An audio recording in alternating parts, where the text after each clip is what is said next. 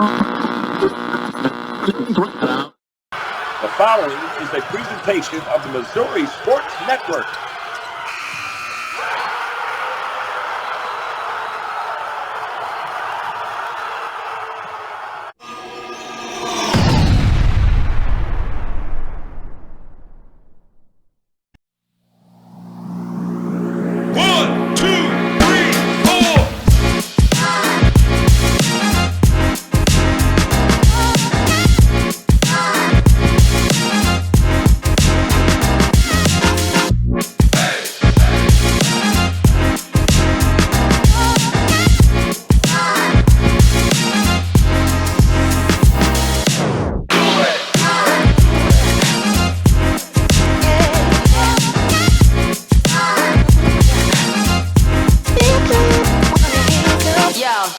Hello, everyone, and welcome back to Huddle Up. We've been away. We've been on hiatus. We've taken a break. We've been on vacation.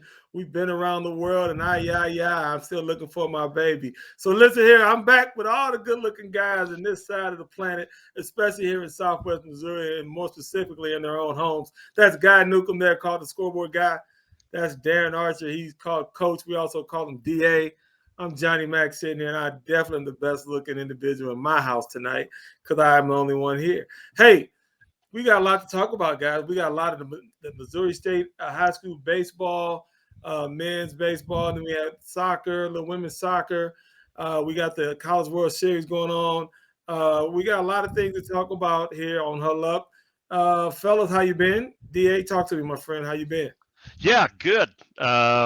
Got a chance to go home and watch the Indy 500, which was a great race. And I grew up just outside, probably 15 miles from the track. So it's kind of a family tradition for us to get together on Memorial Weekend and go to the race. And that's kind of our family reunion time. So had a really good time there, and glad to be back here talking to my guys. So you sit there for 4 hours or however long and just watch this, just your head just on a swivel the whole time? Yes, and it's hard to explain how fast those cars are going. Yeah. TV does not do it justice. You cannot stare straight and focus on a car as it goes by. Can you drink a beer and focus on a car? That's just not. Can you do that? Yes, you can. Glad you got a chance to spend that holiday with your family and keeping on with the tradition. Big Noop, tell me, fella, you got your kitchen fixed. Everything's good. You don't have to run to the store and do all those crazy things. How things going, buddy? Hey, it is good. It is good. I'm using the bathroom in my own house, so I'm good. And actually, I thought about going undercover and seeing if I could track down the Chiefs Chiefsaholic, but I thought, nah, I'm gonna stay home, maybe take in some baseball. So spent a lot of time down at Sky Bacon Park down in Ozark, Mo, and got to see a lot of baseball games. Mission did a fantastic job and actually set a new attendance record this year. It went over 11,000. Wow. And that was Nixa being in it, Ash Grove being in it. Licking's not that far away in Webb City. So some great crowds down at Sky Bacon. That's awesome. That's awesome. Speaking of baseball, let's get into something that's really been disturbing to me and others in this area and on our network. The St. Louis Cardinals. I'm not really sure what's going on, Guy. You got some interesting theories. I know we sit right now as we speak, as we're live on air, with the worst record in baseball. It doesn't mean we're the worst team, but your record does indicate how you're playing baseball. Right now, we're sitting at 25-37. And, Guy, I just don't understand it. Give me some of the things and some of the reasons you feel like the Cardinals are underachieving. Well, first off, I mean, you are what your record says you are, especially at this day and age in baseball, because you're playing everybody. It's not you're playing in your own division. You're playing everybody the same amount of times. But you go back to February when Matt Holliday, decided he was going to take that bench coach position. He had it for 4 days. There were some red flags. Something popped up because he didn't. He said, hey, I want to spend more time with my family. I love my family. And, hell, he loved his family before he took the job. He knew that was going on. There was something that he got and just wasn't comfortable with. And then you had the whole Tyler O'Neill deal 6 games into the season with him kind of loafing. And then Contreras, he's going to DH or he's going to play in the outfield. And you just gave a catcher $85 million to be a designated hitter. Those things have just kind of piled up. And I think Mormont is maybe over his head a little bit. There's just some things going on there. You got the worst hitting outfield in Major League Baseball.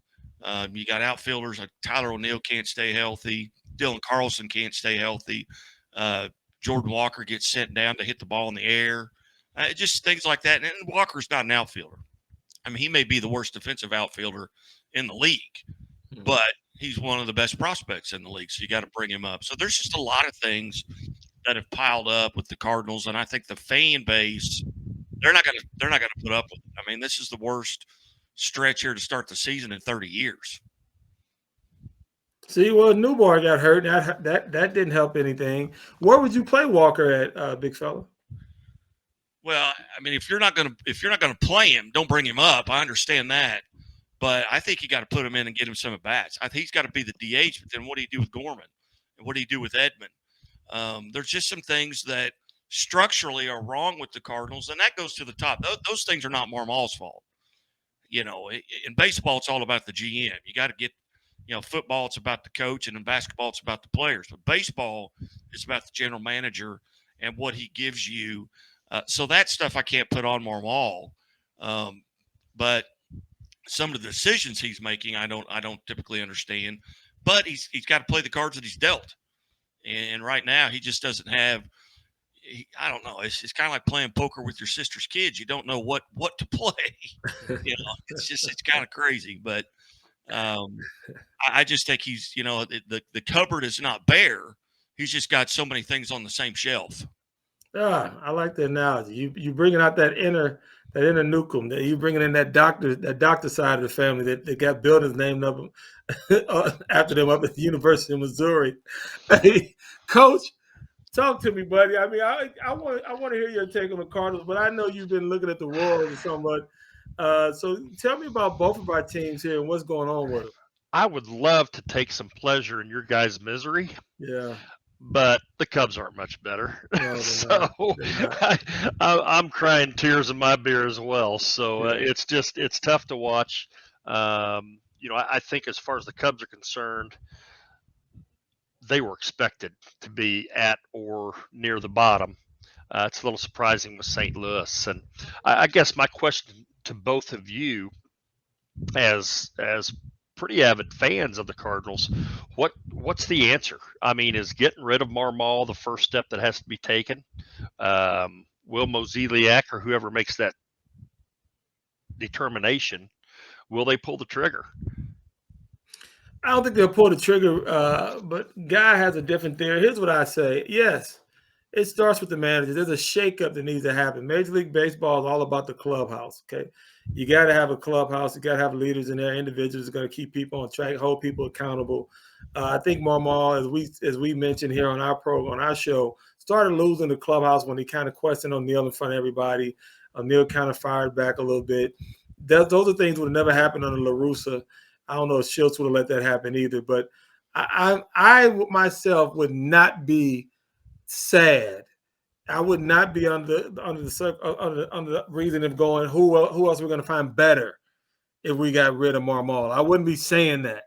I would have no problem saying, let's move on and see what else we can get, because right now we're insane because we're doing the same thing over and over and getting the same results, but expecting something different. What do you say, big fella?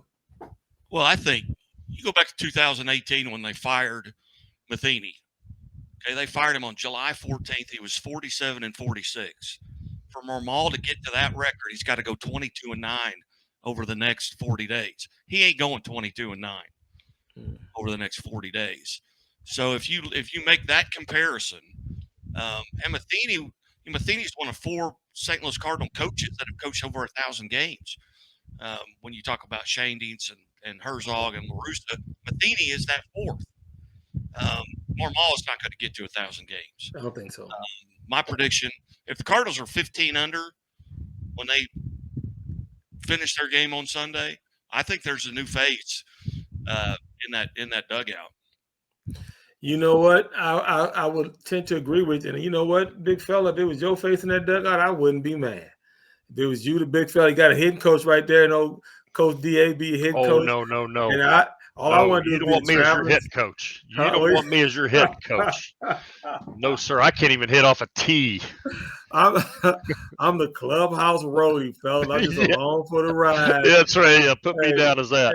I'm gonna keep my toes and my fingers and everything else I can cross that we get this thing turned around there in Cardinal land. Coach, we didn't really hit on the Royals at all. Is there anything we should know about on that west side of the state? No, it's same story, different day. They have a lot of arms that are hurt right now, and they're just plugging along. And they're losing. They have some opportunities to beat teams that they match up pretty well with. They just can't seem to get over the hump. And then when somebody pretty good comes into town, or they face off with, it ends up being a pretty good series for the most part. So it's just, I think they're still trying to find themselves, trying to find their identity, trying to find the pieces, because they've got a lot of young pieces, and there's been a lot of movement up and down. I think they're trying to figure out the rebuild right now. Sure. Well, and I think we'll keep track of them like we do. Oh, I'm sorry. Go ahead, buddy. Well, I was just going to say that the biggest news in Kansas City right now with the baseball team is Greinke's 63 strikeouts away from 3,000. And that is an automatic Hall of Fame career, and he's going to go in as a Royal. There's only one Royal as a player that's in the Hall of Fame that's wearing that Royals hat, and that's George Brett. And I think that's the one thing that Royals fans got to hang on to, because just like the Cubs, they didn't expect anything coming into the season. I don't think they expected to be this bad, but I don't know. That's one thing. I just wanted to throw that out there, that Greinke's just 63 strikeouts away from 3,000. I love it. I mean, he had some struggles back in the day with some of his mental health issues, but seems to have pulled it through. Hey, great segment, fellas. We're gonna take a little break here, come back, and we're gonna kind of rev up a little bit, talk a little bit of high school baseball and some of the things that happen around the state. Talk about some of the state champions, and we'll fill in on what happened locally here and around the state with a little bit girls soccer. So don't go anywhere. You listen to Huddle Up here on the Missouri Sports Network inside the Pizza Ranch studio. We'll be right back. Chevy Silverado. It's got the power you want and the capability you need to do the job, so you can get to the important work. Find new moments, find new roads. Get a $500 cash allowance on all 2022 Silverado pickups with a 2.7-liter turbo engine. Plus, unlock your code to claim $500 Chevy CyberCash. Visit ChevyCyberCash.com today. It means the world to me to have a job where I can help farmers. That's what I want to do, is be here for them. Alan became a counselor in a rough time. He just has a feeling for what we as farmers are going through. I learned that there's not a given in life. It takes a team, not only us, but Country Financial. And I've learned that there's people that also are going to watch out for us and that care.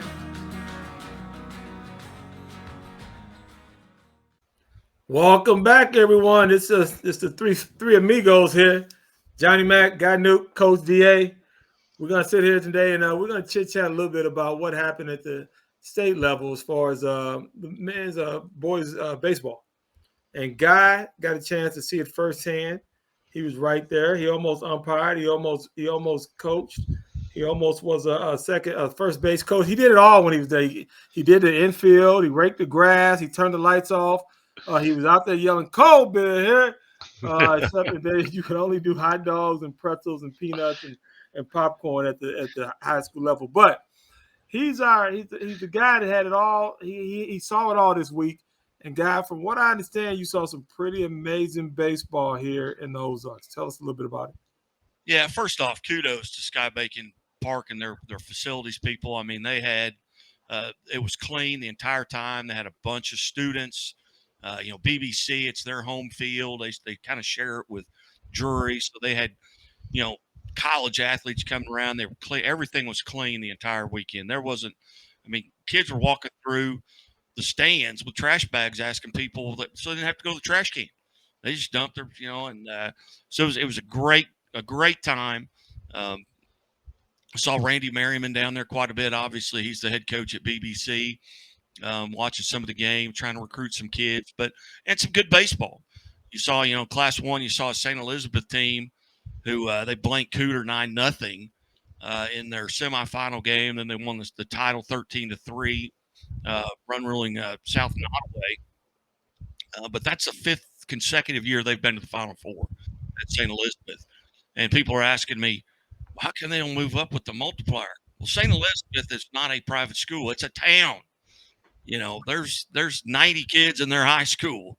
You know, they went to the Final Four, the championship game in basketball this year, and got beat by a good South Iron team who'd won their 3rd in a row. But St. Elizabeth, they come out with their back-to-back state championships. And Class 2 was probably the most dominant team of the weekend. Ash Grove, just up and down the lineup, hits the baseball. And they've got 3 guys, 3 arms on the mound. They're all seniors. They start 7. They've got 8 seniors on the team. They start 7 of them. You know, but they're getting contributions from 7, 8, 9 are hitting the baseball. You know, and they run rule.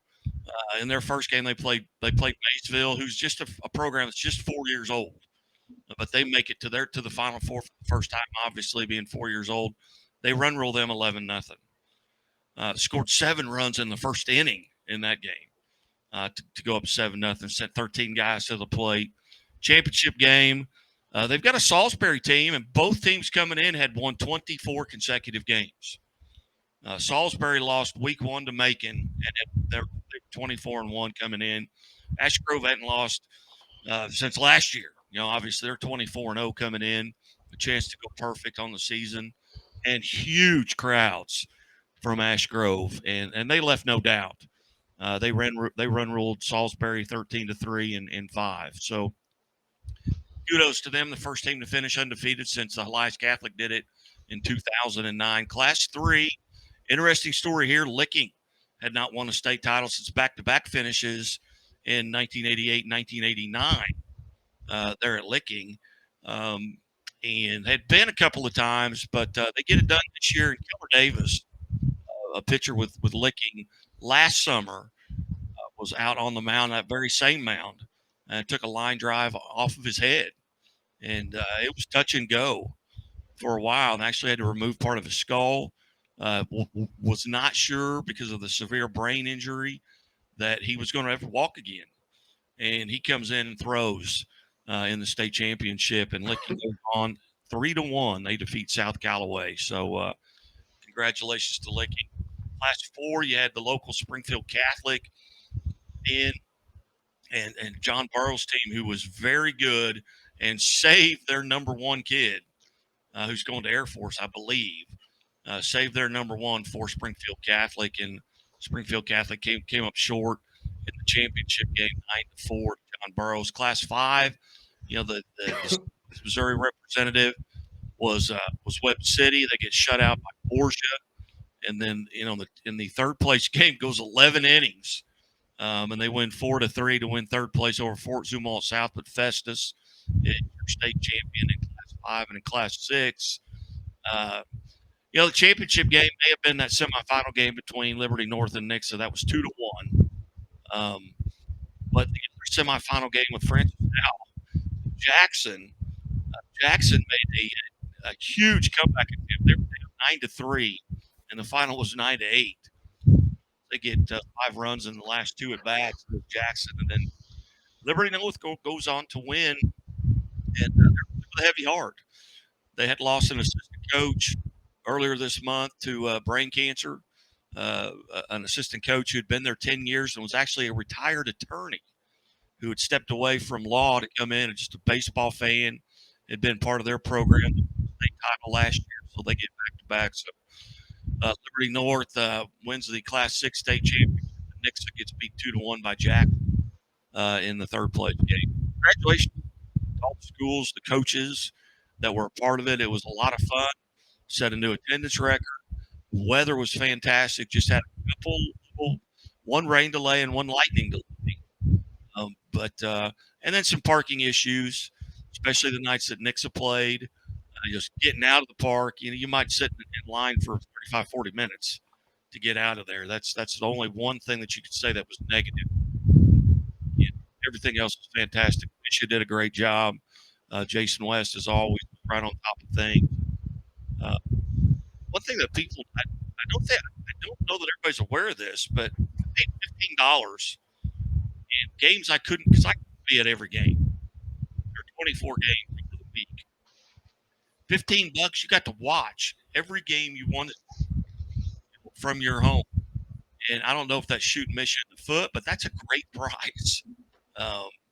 You know, and you don't have to listen to it with the sound on. There were, you know, obviously there were guys down there that did a really good job. There were guys I wasn't impressed with doing play-by-play, but just the fact that you could get the sport and you could be there. So it was a great week all in all.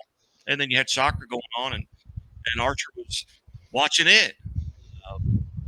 It was a great weekend as we wrapped up Michigan.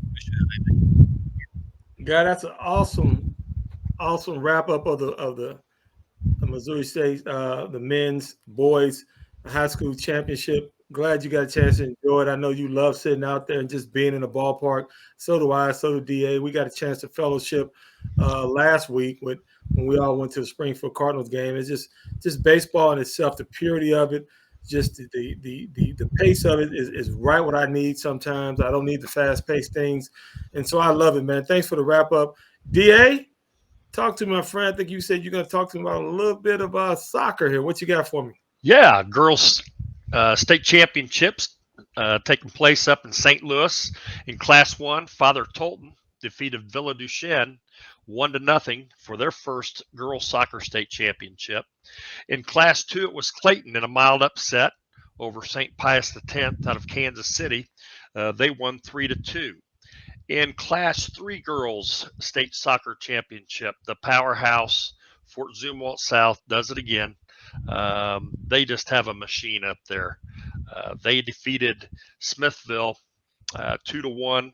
And then finally in Class 4, it was Liberty North, and they won on the same day within a few hours of when their boys baseball team won the state championship. They defeated Nerix Hall 4-3 on a late overtime goal, I believe, to win the state championship. So congratulations to all those schools, coaches, and student athletes. Great way to wrap up a fine year from the Missouri State High School Activities Association. Appreciate for the update. Hey, congratulations to all those teams and schools and players and the parents that traveled and supported them. And hey, you know, someone has to come in second, someone has to win. There's always next year, but I'm glad to see that there was some local representation in the winner's circle this year. But thank you for the update, fellas. Great to see our local athletes doing things and across the state, because we are a Missouri Sports Network. That's how we do it. But we'll come right back. We're going to have our third and final segment. We're going to talk about some things, maybe a little NBA, maybe a little Chiefaholic. Who knows? We'll figure out how DA, how he handled his gym, what he had to do this last week with no air conditioning. How'd that feel? Sweaty draws. We'll talk about that a little bit later in our next segment. Don't go anywhere. You'll be right back here on Missouri Sports Network. You're listening to Huddle Up. Enjoy a fresh start to your meal at Pizza Ranch, where the salad bar is always included with your buffet. Every day you'll find garden fresh greens, colorful veggies, and sides for every appetite. It's the most refreshing way to balance out a meal while leaving plenty of room for your other buffet favorites. Convenient, fast, and fresh. It's the Pizza Ranch Salad Bar.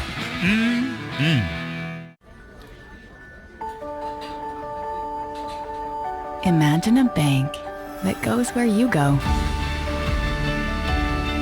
creating seamless solutions for every step in your financial journey, allowing you to manage your money the way you want to, with a banking relationship that makes every day extraordinary. Imagine a world full of possibilities, always within reach. Central Bank. We do banking better.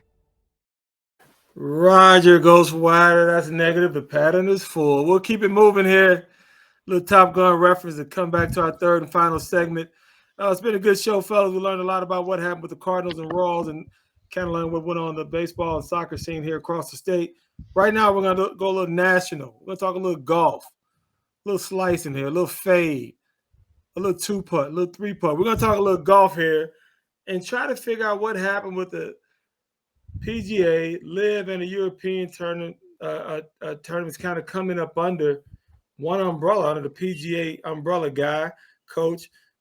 Fill me in like I'm a third grader. What happened? Well, Live Golf, Greg Norman kind of got this started with Live Golf with the Saudi Prince, and basically, just bought the PGA players and just paid them a flat fee to go over there. I mean, they were going to make money hand over foot. To a point of they offered Tiger Woods and Jack Nicklaus $700 million to come over and join the Live Tour. And both of them turned it down. I mean, Nicklaus, he's 83 years old. He's not going to go over, and he's done, touring. But the money was so great, and it'd be hard to turn that down. I mean, you're trying to take care of your family. You're talking about generational type wealth now, just for going over and playing 1 year.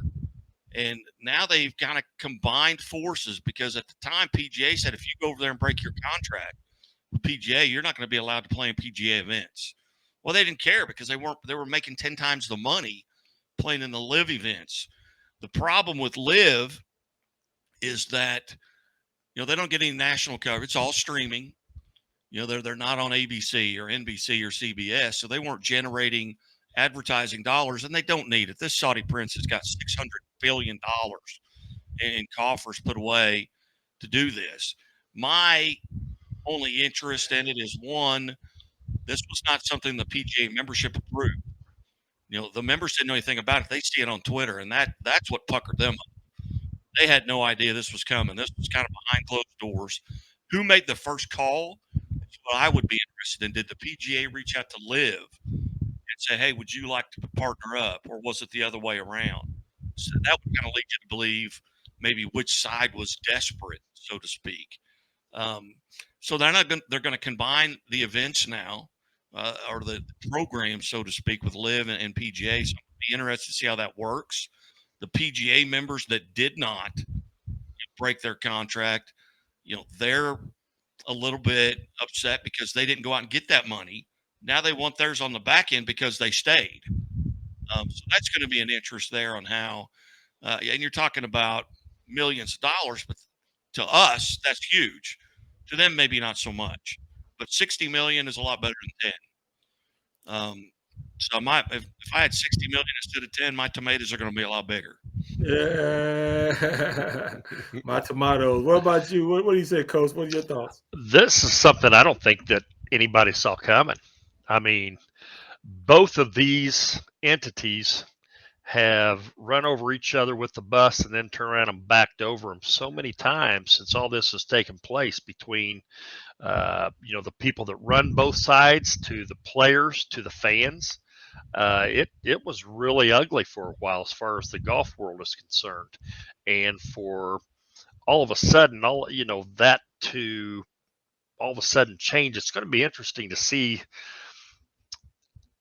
after all of the bad things that have been said, have been claimed.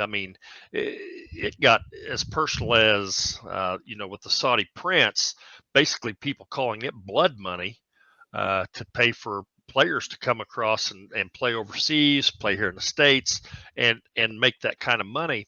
It was a little absurd. And so it's going to be interesting to see how all this shakes out, how the dynamics with both of them getting back together, even what flag do they fly? Is it the PGA? Is PGA / Live? I'm sure there's some details there that have to be worked out, but I think this was a shocker to everyone. I agree. And I really can't really go either way with it. The historians, those that want to stay from that standpoint, would say, hey, I'm going to stick with the PGA, but if someone's offering me a couple $100 million or either 50, 60 million, I got a serious decision to make. But they're all back under one umbrella now. And so we'll get to start playing golf and see let it shake where it shakes, and may the best man win. But with that being said, we got a 1-1 tie in the NBA Finals here, going back to Miami. Denver started off real strong in game one. Miami came back, shocked the world, got back down by 15, came back, won game two, and now we have a series going in. My quick thoughts, I'm going to do real quick. I like the way Miami is hustling, playing as a team. I think they figured something out. We're able to kind of get them to pay at their place. I'm going to take Miami in 7. What do you say, big fella? Well, I don't know. This is something. I mean, Michael Porter Jr. couldn't guard the trash can in my kitchen. He is struggling there. And Gentry, game 2, Gentry had 23 points. I mean, he led them in scoring. For Miami, I think it's going to come down to coaching. I think there's just some things that have gone on. And Jokic, he scored over 40-plus points in 3 games in the playoffs, and they've lost all 3 of them. They've taken some of his cross-court passing away. They put some guys out of position. So we'll see what happens, on Wednesday night, as we're recording this on Wednesday night because, shoot, a Wednesday night after 6 o'clock, there's nothing better to do than to sit down with you guys. But I'm interested to see, and I'm as interested as I've been in a long time in NBA basketball. And part of it's Miami's coming from a play-in game, and now they're in the NBA championship. And so I'm interested to see what happens. No predictions, I take it, huh? I'm going to say Miami in 6. Wow. Especially if we win on Wednesday night. If I get up and as this is playing and Miami had won, I'm going to say Miami in 6 because they've already taken home court advantage away. Yeah, wow. You get up and don't have to call the IRS. Well, that'll be interesting. Hey, DA, what are we going to stay away from the IRS joke there? What are you saying? What are you saying? No, I agree. I think Denver had their foot on Miami's neck in game 2 and let it and that's going to come back to haunt Denver, I'm afraid. To win one at Denver when you're down 15 going into the fourth quarter, that breathes some life into Miami. Yeah. And I'm not going to bet against Spoelstra. I think he's one of the brightest minds in basketball around right now, especially in the NBA. But at every level, he just seems to have his team in the right place at the right time, regardless of what his roster looks like. So I think Mo is definitely on their side. I'm going to go Miami in 7. I love it. So when I was picking Miami, that means for sure Denver will win. With that being said, you're not going to bet against Mo. Would you bet against the law catching the Chief of Hollis? He was on Kansas City's most wanted list. There was a list that at one time had a Newcomb on it, it had an Archer on it, and it had a McNeill on it, and then it had this guy. And from what I understand, somebody got picked up, and he moved into the 4 spot or the 3 spot as far as the most wanted guy. Yeah, he went from number 5 to number 4. Wow. And on the Kansas City FBI most wanted list, the problem is he didn't commit the crimes in Kansas City. He committed them in Oklahoma and Kansas that they know of. So I don't know where he's at in Oklahoma, but I don't know that Oklahoma may not be able to count to 5. So DA, what do you think? What do you think? They'll catch him before the season starts or not? No, my money's on Chiefsaholic. Is your money on the Yes. I'm betting hard money. I'm all in right now. I'm gonna put a parlay in on under 40 days. I'll take the over. I'll take the over on that already. All in. Chiefaholic, if you out there listening, give us a call, send us a text message, give us an email, let us know that you're still doing well. I can't say we're rooting for you, but it's been a fun story to cover. I can tell you that. Hey, everyone, we thank you all for listening to our episode, Huddle Up this Wednesday, Thursday afternoon, evening. We appreciate you. We really do. DA, Guy, y'all want to close us out? Hey, I tell you one thing. Hey, keep Art Haynes in your thoughts and prayers. He's back home. Got to visit with him a few times. This is week number 2, and he's on his way to Maine, and we can't wait to get him back on the airwaves. Good. The voice of the Bears, for sure. What about you, DA? Everybody have a good sports week. We'll see you next week. Yeah, go Cardinals, right? Let's see if we can get a victory tonight, right? Okay. Right. I'm leaving that one alone.